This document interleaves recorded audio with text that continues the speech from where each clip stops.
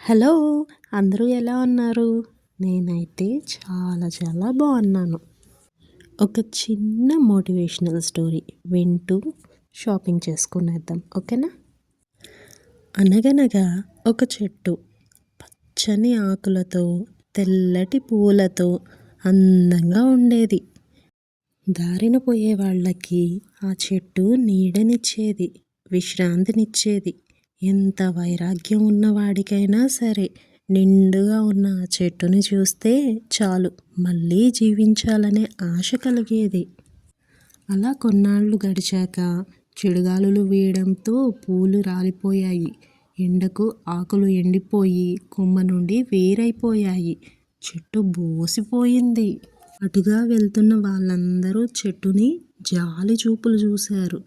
ఇక దీని ఆయుష్ అయిపోయిందని మాట్లాడుకున్నారు. అది విన్న ఆ చెట్టు మాత్రం నిరుత్సాహపడలేదు. తనకు మళ్ళీ గత వైభవం రాకపోతుందా అనే నమ్మకంతో బతుకుతుంది. కొన్నాళ్ళకి ఒక వర్షపు చుక్క ఆ చెట్టు వేరుపై పడింది. అంతే, చెట్టులో చలనం మొదలైంది. కొన్ని లక్షల చినుకులు కలిసి ఆ చెట్టును తడిపేశాయి. కొన్ని రోజులకు ఆకులు చిగురించాయి, పూలు వికసించాయి. మళ్ళీ 10 మందికి నీడనివ్వటం మొదలుపెట్టింది. వాళ్లకు జీవితం మీద ఆశను కలిగేలా చేసింది ఆ చెట్టు. మనిషి జీవితము అంతే. ఒక్కొక్కసారి కొన్ని అనర్థాల వల్ల నవ్వులు అనే పువ్వులు మాయమైపోతాయి.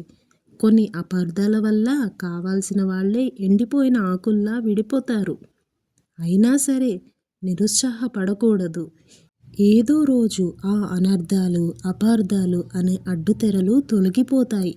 ఏ నమ్మకంతో నువ్వు ఉదయాన్నే లేస్తానని అలారం పెట్టుకుంటున్నావో అదే నమ్మకంతో ఏదో ఒక రోజు నీ జీవితం నువ్వు కోరుకున్న విధంగా మారుతుంది అని గట్టిగా నమ్ము. అలా జరగాలంటే నీకు కావాల్సిందల్లా ఓర్పు, సహనం. గొంగళి పురుగు ఒక రాత్రిలోనే సీతాకోక చిలుకగా మారలేదు అన్న నిజం నువ్వు గ్రహించాలి. కాలం పెట్టిన సహన పరీక్షలో నువ్వు నెగ్గాలి. ఎందుకంటే మంచి విషయాలు అంత తేలికగా పూర్తి కావు. కాబట్టి నీ కర్తవ్యం పూర్తి చేసి సహనానికి ఆశ్రయం ఇవ్వు, బద్ధకానికి కాదు.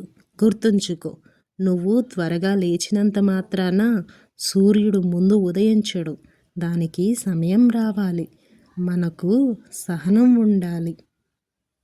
ఈ స్టోరీ మీకు నచ్చుంటే please like, share and subscribe. Thanks for watching. Bye.